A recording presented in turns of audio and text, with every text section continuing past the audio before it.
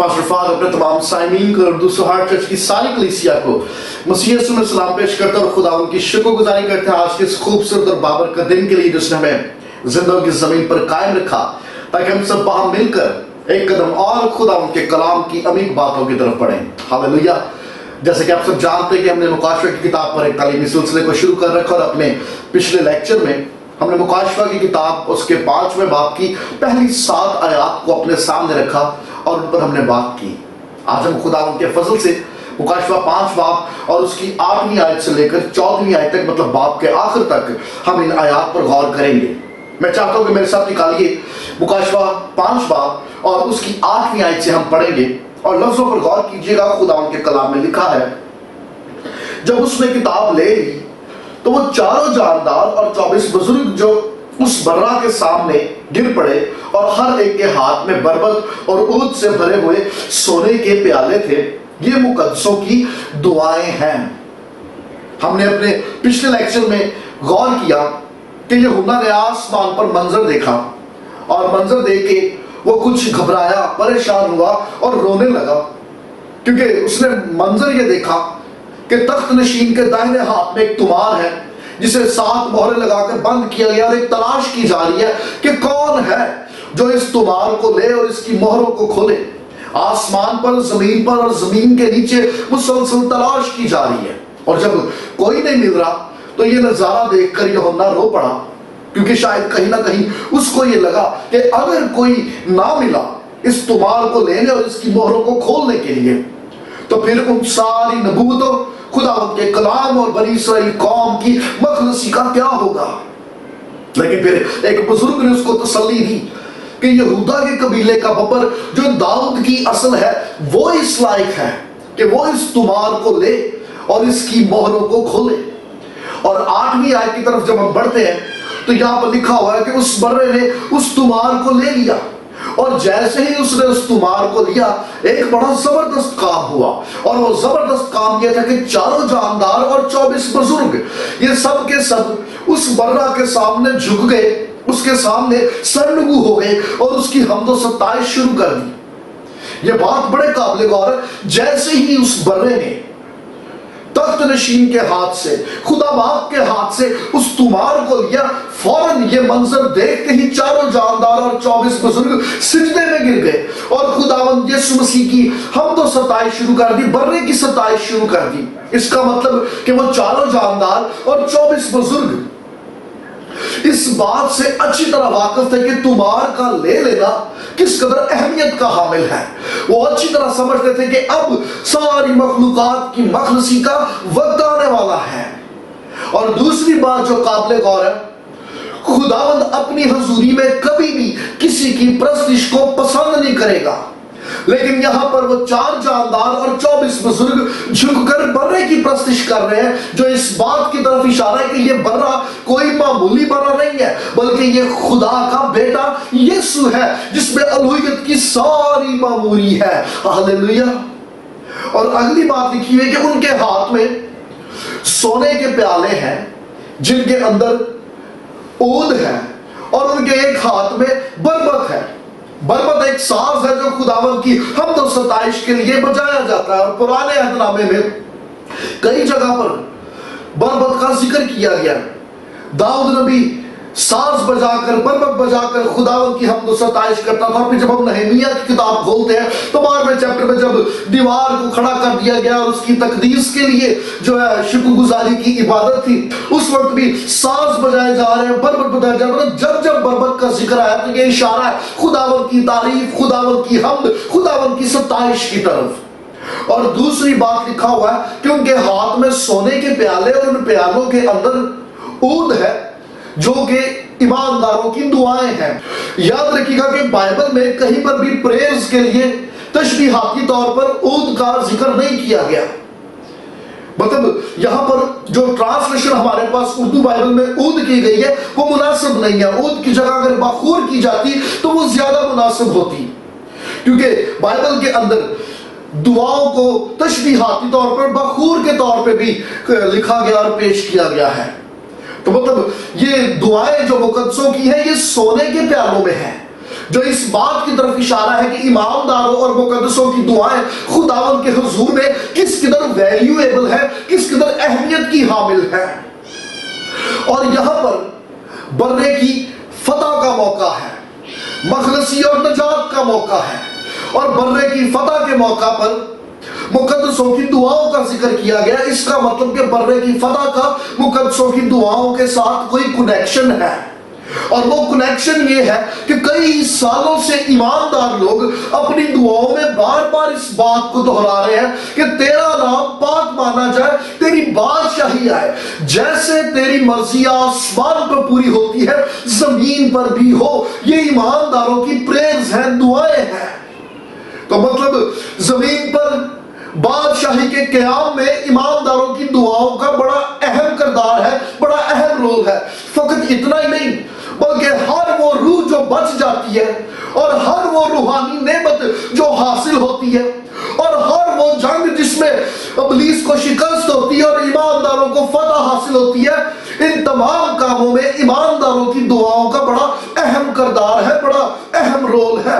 और खुदावंद के नजदीक ईमानदारों की जो प्रेयर्स है ये सोने के प्यालों में है। मतलब हमारी दुआएं महज अल्फाज नहीं है, बल्कि ये एक ऐसी चीज है जिसको महफूज रखा जा सकता है, और ये खुदावंद के नजदीक वैल्यूएबल है, अहमियत की हामिल है।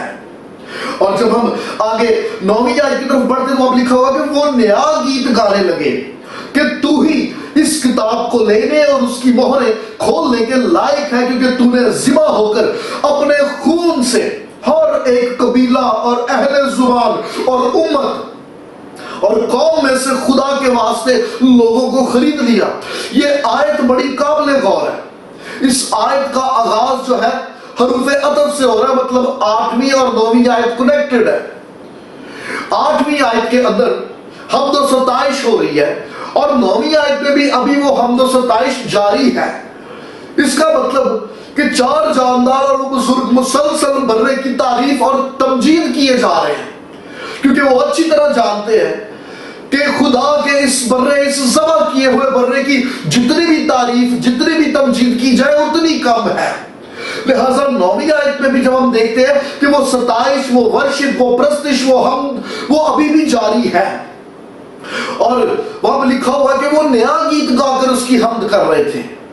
कोई भी गीत गाने के लिए पहले उसकी शायरी की जाती है, और शायरी करने के लिए एक टॉपिक चाहिए होता है, एक मजमून चाहिए होता है। और जब उस मजमून के ऊपर शायरी कर ली जाती है, फिर उसको कंपोज किया जाता है, उसकी धुन तैयार की जाती है, और फिर उस गीत को गाया जाता है। तो इसका मतलब कि अगर ये बुजुर्ग नया गीत गा रहे हैं तो इनके पास एक मजमून था, इनके पास एक टॉपिक था, और वो मजमून ये था कि बर्रा ही इस तुमार को लेने और इसकी मोहरों को खोलने के लायक है।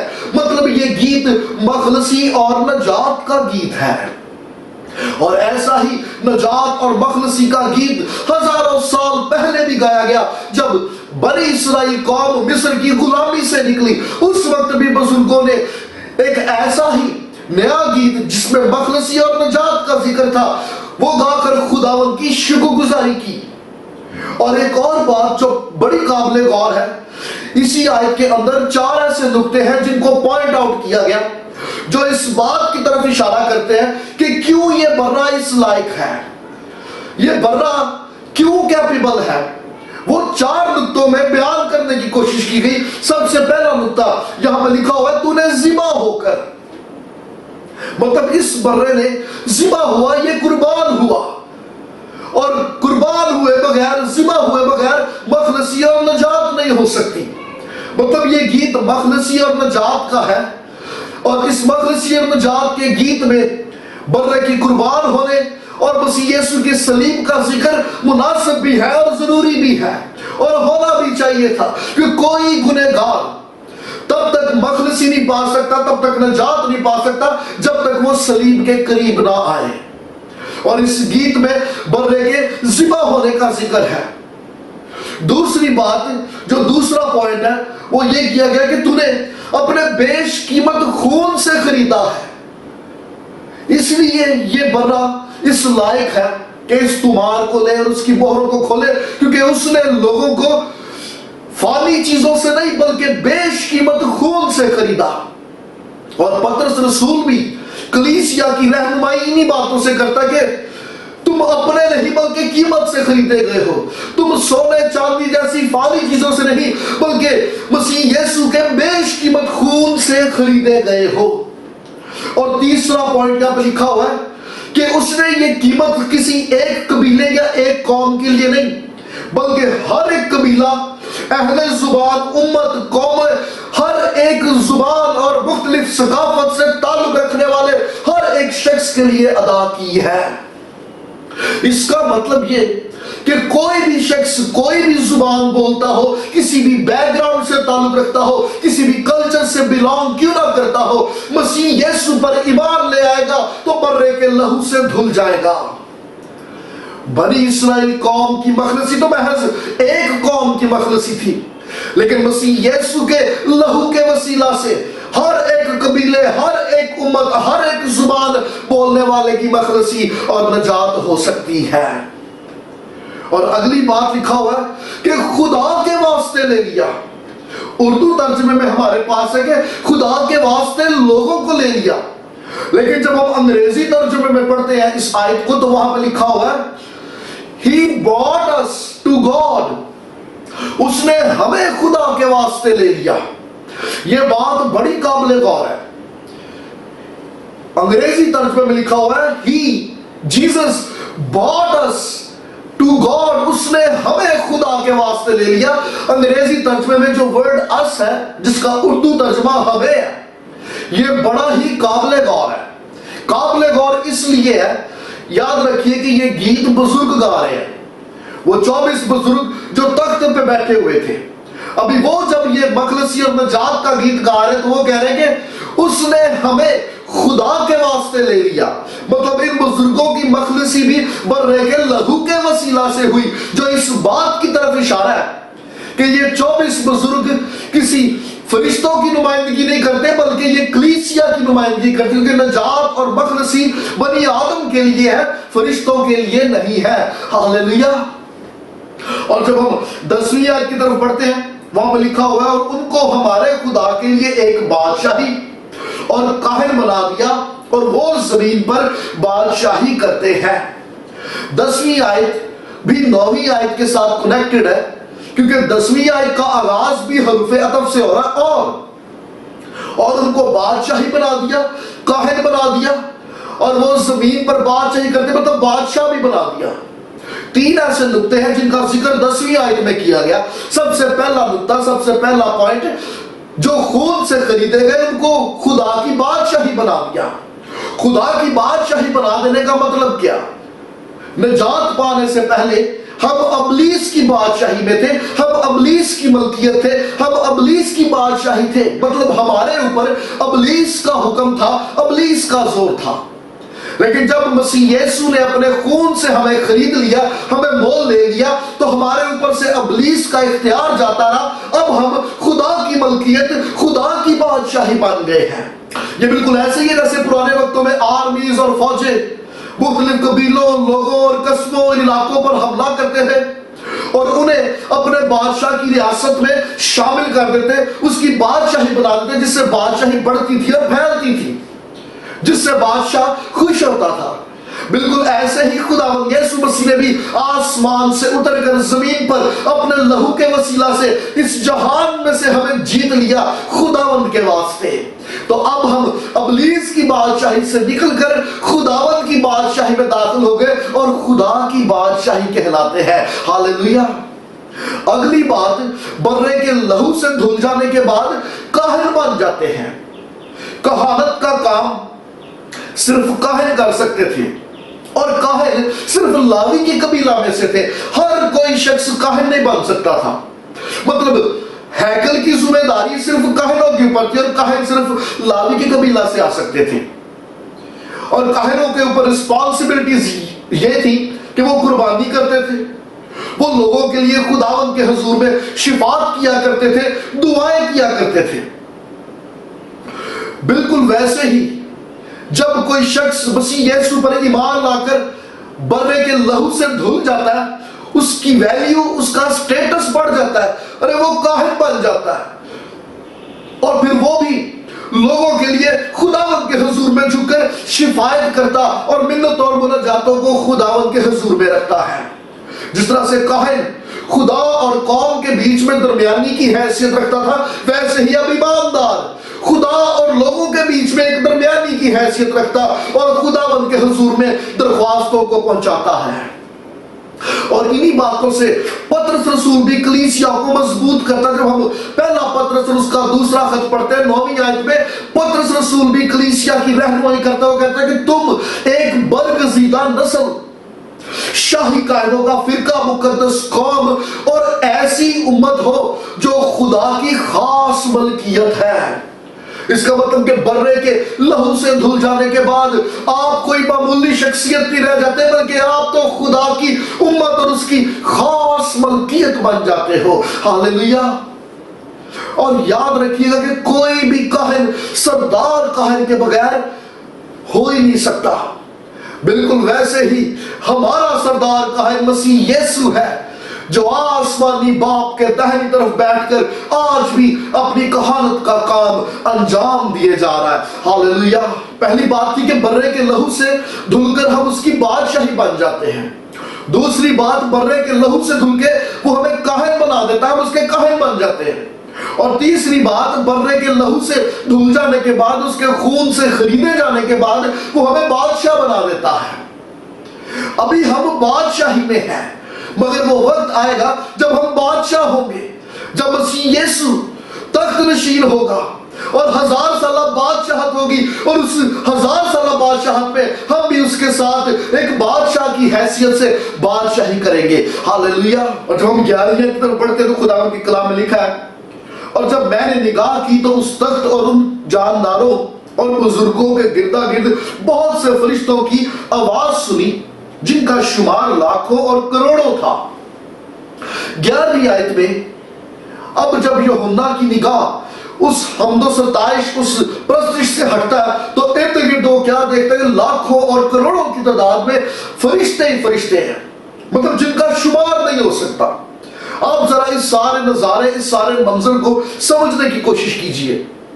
खुदा का बर्रा दरमियान में है, तख्त के सामने है, और उसके चारों तरफ 24 बुजुर्ग तख्त नशीन है, और उन बुजुर्गों के चारों तरफ फरिश्तों का एक दायरा है, और उस एक दायरे के बाद एक और बड़ा दायरा, और उस बड़े दायरे के ऊपर एक और बड़ा दायरा। मतलब इसी तरह फरिश्तों का ये दायरा बड़ा होता जा रहा है, और अनगिनत फरिश्ते यूहन्ना ने अपनी आंखों से देखे, जिनका शुमार नहीं हो सकता था। मतलब गौरतलब बात यह है कि इस मौका पे फरिश्तों को इकट्ठा क्यों किया गया? उसकी वजह यह है कि एक वो वक्त था कि जब इन्हीं फरिश्तों ने जमीन और उसकी मखलूकात को अबलीस के हाथों में जाते हुए देखा, तो अब यह मौका था कि इन फरिश्तों को जमा किया जाए, ताकि ये फरिश्ते एक दफा फिर से देखें कि किस तरह से खुदा का बर्रा मसीह यीशु अबलीस के इख्तियार से, उसके हाथ से फिर उस जमीन और सारी मखलूकात को मखलसी और नजात देता है। हालेलुया। हम जब 12वीं आयत की तरफ पढ़ते हैं तो 12वीं आयत में वो सारे फरिश्ते जो गिरदा गिर्द जमा थे, बुलंद आवाज के साथ एक दिल होकर बर्रे की तारीफ और तमजीद कर रहे हैं, मगर इनकी तारीफ बुजुर्गों के गीत से मुख्तलिफ है, क्योंकि बुजुर्गों ने नया गीत गाया, और फरिश्ते जब ये तारीफ और तमजीद में अपने लबों को खोलते, अपनी आवाजों को बुलंद करते, तो इनकी हम्दो सताइश में 7 ऐसी चीजें हैं जिन्होंने पॉइंट आउट की।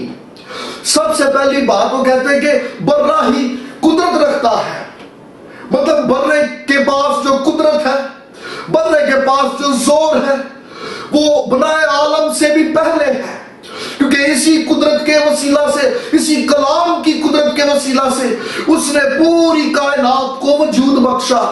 और अगली बात वो कहते हैं कि बर्रे ही के पास असली दौलत है, क्योंकि बर्रा ही है जो इस दौलत को अपने इख्तियार में रखता है। और पौलुस रसूल भी कलीसिया की ऐसे ही रहनुमाई करता है कि जब हम कुरिन्थस का खत पढ़ते हैं तो पौलुस रसूल कहता है वो अगरचे दौलतमंद था, मगर तुम्हारी खातिर गरीब बन गया, ताकि तुम उसकी गरीबी के सबब से दौलतमंद हो जाओ। اور تیسری بات جو ان کی حمد و ستائش میں دیکھنے کو ملتی ہے کہ برہ ہی حکمت کا منبع ہے، برہ ہی اصلی حکمت رکھتا ہے۔ اور پالوس رسول کے خطوں میں لکھا ہوا ہے کہ مسیح یسوع ہمارے لیے خدا کی حکمت ہے، اور جس میں حکمت اور معرفت کے سب خزانے پوشیدہ ہیں۔ اور چوتھی بات کہ برہ ہی طاقت اور زور رکھتا ہے، اور داؤد نبی اچھی طرح جانتا تھا، کیونکہ داؤد اپنے گیتوں میں اس بات کا ذکر کرتا ہے کہ خداوند میری قوت اور میرا زور ہے، ارے مجھے کس کی دہشت، مجھے کس کی ہیبت۔ اور پھر اسی گیت میں، اسی حمد و ستائش میں فرشتے اس بات کا اقرار کرتے ہیں کہ برہ ہی عزت کے لائق ہے۔ اور خداوند کا کلام ہمیں یہ بتاتا ہے، جب ہم عبرانیوں کا خط پڑھتے ہیں، کہ تو نے اسے جلال اور عزت کا تاج پہنایا۔ اور پھر پطرس رسول بھی اس بات کا اقرار کرتا ہے کہ اس نے خدا باپ سے اس وقت عزت اور جلال پایا جب اس افضل جلال میں سے یہ آواز آئی کہ یہ میرا پیارا بیٹا ہے۔ اور چھٹا پوائنٹ جو فرشتوں کی تعریف اور تمجید میں، ان کی ورشپ میں دیکھنے کو ملتی، برہ ہی تمجید کے لائق ہے۔ مطلب پہلے ذکر کیا گیا کہ برہ عزت کے لائق ہے، اور اس کے بعد برہ تمجید کے لائق ہے، لیکن تمجید کی جگہ اگر ورڈ جلال لکھ دیا جاتا تو وہ زیادہ مناسب ہوتا، کیونکہ جہاں جہاں پر بھی مسیح یسوع کی عزت کا ذکر ہوا اس کے ساتھ ہی جلال کا بھی ذکر ہوا۔ تو اگر ہم یہ کہیں کہ برہ ہی جلال کے لائق ہے تو شاید وہ زیادہ مناسب ہوگا، کیونکہ خداوند یسوع مسیح کی اپنی پریئر، ان کے اپنے لب مبارکہ کے الفاظ بھی کچھ ایسے تھے۔ جب ہم یوحنا کی انجیل اور اس کے 17 باب کا مطالعہ کرتے ہیں تو خداوند کے کلام میں لکھا ہوا ہے، اب اے باپ تو اس جلال سے جو میں دنیا کی پیدائش سے پیشتر تیرے ساتھ رکھتا تھا مجھے اپنے ساتھ جلالی بنا دے۔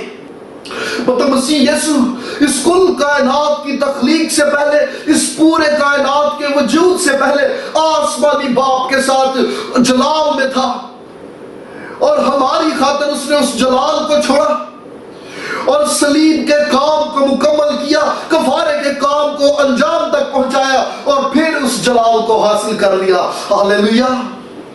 اور ساتواں اور آخری پوائنٹ جو فرشتوں کی حمد و ستائش میں دیکھنے کو ملتا ہے، وہ کہتے ہیں کہ برہ ہی حمد کے لائق ہے۔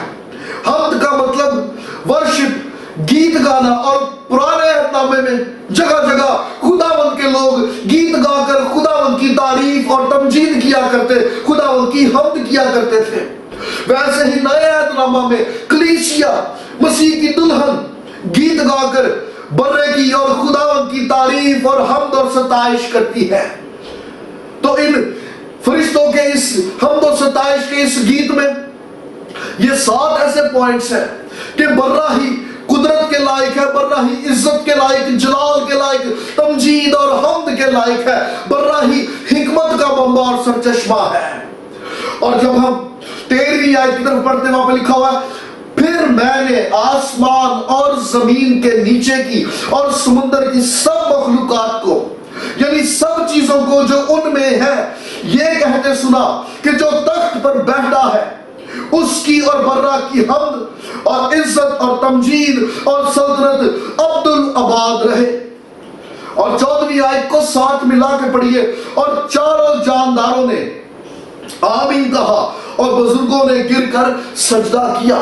مطلب 13ویں اور 14ویں آیت بھی کنیکٹڈ ہے، کیونکہ حروف عطف 13ویں اور 14ویں آیت کو آپس میں جوڑتا ہے۔ یوحنا 13ویں آیت میں کہتا ہے، پھر میں نے آسمان اور زمین کے نیچے کی اور سمندر کی سب مخلوقات کو، یعنی سب چیزوں کو جو ان میں ہے، یہ کہتے سنا۔ اب کل کائنات کی ساری مخلوقات مل کر برے کی تعریف اور تمجید کر رہی ہیں۔ مطلب آپ غور کیجئے، 8ویں آیت پہ ہم نے دیکھا کہ 4 جاندار اور بزرگ برے کی تعریف اور تمجید کر رہے ہیں۔ پھر ہم نے دیکھا کہ ان گنت فرشتے جن کی تعداد جو ہے وہ کروڑوں میں ہے، انکاؤنٹیبل اینجلز جن کو گننا ممکن نہیں ہے، ایک بڑی تعداد فرشتوں کی وہ برے کی تعریف اور تمجید کر رہی ہے۔ اور اب جو ہے یوحنا کا ویژن جو ہے وہ اور بھی زیادہ وسیع ہو گیا، کیونکہ اب جب وہ نگاہ کر رہا تو کیا دیکھتا ہے؟ آسمان کی مخلوقات، زمین کی مخلوقات، زمین کے نیچے رہنے والے عالم ارواح کی مخلوقات، اور وہ جو پانیوں میں ہے وہ تمام تر مخلوقات، مطلب کل کائنات کی مخلوقات سب مل کر بر کی تعریف اور تمجید کر رہی ہیں۔ اور یہ وہ پہلا منظر ہے جو شاید اس سے پہلے کبھی دیکھنے بھی نہیں آیا۔ مطلب یہ نظارہ آنے والے وقت کی پیشن گوئی بھی ہے کہ آنے والے وقت میں بھی کل کائنات کی ساری مخلوقات مل کر برے کی اور تخت نشین کی تعریف اور تمجید کریں گی۔ اور 14ویں آیت، اور چاروں جانداروں نے آمین کہا۔ آمین کا مطلب یس وی آر ایگری، ہم متفق ہیں۔ مطلب 13ویں آیت کے اندر کل کائنات کی جو ساری مخلوقات مل کر برے کی تعریف اور تمجید کر رہی ہے، یہ چار جاندار اس تعریف اور تمجید سے متفق ہے، یہ ایگری ہے۔ اور ان سب نے برے کو سجدہ کیا، یہ اس کے سامنے سرنگو ہو گئے۔ بزرگ اس کے سامنے ایک دفعہ پھر سے جھک گئے۔ پھر سے جھک جانے کا مطلب یہ ہرگز نہیں کہ میٹنگ ختم ہو گئی ہے، عبادت برخاست ہو گئی ہے، اب اینڈ ہو گیا، بلکہ پرستش ابھی بھی جاری ہے، ورشپ ابھی بھی کنٹینیو ہے۔ یہ وہ منظر تھا، یہ وہ نظارہ تھا جو یوحنا نے آسمان پر اپنی آنکھوں سے دیکھا، اور وہ ان ساری باتوں کا گواہ تھا۔ آج بھی بتھیرے لوگ یہ خیال کرتے، یہ تصور کرتے کہ آسمان محض ایک فرضی چیز ہے، لیکن یوحنا اپنا شخصی تجربہ قلم بند کرتا ہے اور اس بات کو ظاہر کرتا ہے کہ آسمان کوئی فرضی چیز نہیں، بلکہ ان سب باتوں کا وہ چشمدید گواہ ہے۔ اور وہ وقت زیادہ دور نہیں کہ جب ہم سب ایماندار ایک دن اس جگہ پر پہنچیں گے اور ہم بھی اس پرستش کا حصہ بنیں گے۔ ہاللیلویہ۔ لیکن اس سے پہلے میں آپ کو یاد دلاتا چلوں کہ آپ اپنے سجیشنز، اپنے آئیڈیاز، اپنے سوالات ہمیں نیچے کمنٹ باکس میں سینڈ کر سکتے ہیں، نیچے دیے گئے نمبرز پہ اب ہم سے رابطہ کر سکتے ہیں۔ آپ ہمیں اپنی دعاؤں میں یاد رکھیے گا، اور اپنے اگلے سیشن میں ہم خداوند کے فضل سے مکاشفہ 6 باب میں درج چند ایک باتوں کو اپنے سامنے رکھیں گے۔ اب ہمیں اپنے دعاؤں میں یاد رکھیے، ہمارے ساتھ بنے رہیے۔ خداوند اپنے کلام